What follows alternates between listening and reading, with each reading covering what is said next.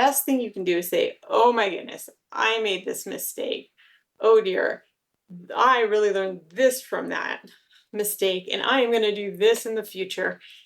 And really, I find if you keep it more lighthearted when a mistake like that happens, then your employees are going to react a lot better. Because when they see you treat yourself like that, they're going to understand that that's your attitude towards failure, and they're going to be a lot more likely to go to you, admit that there was a mistake, and do the exact same thing. They're going to model that behavior, and that creates the culture.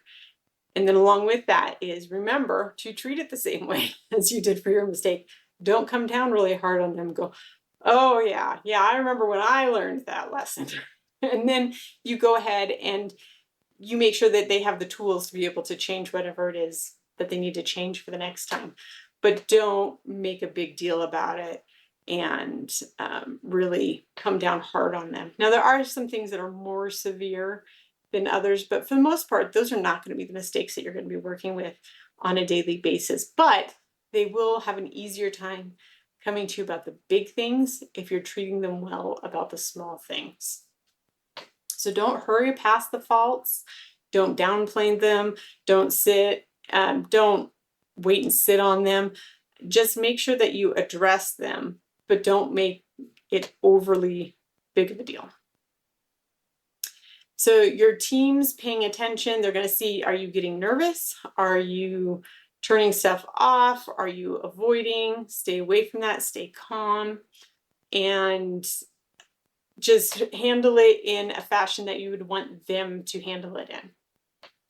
So that kind of leads me to my first story. I was once in a review of a project after it was done, and the goal was to discuss about what went wrong in the project, right? So it was a typical after action review where you go in and you figure out what was wrong. And I'm used to after action reviews where you go in, you identify the problem, say, what could we do better next time?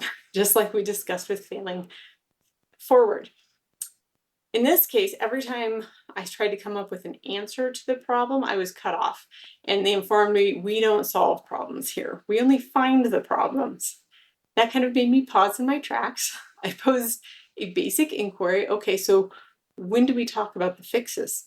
And it became very evident they had no plan to talk about the fixes. No meeting, no follow-up, no plan. We found difficulties, and then we just left them. That made the whole review process absolutely useless. It didn't change anything about our behavior in the future.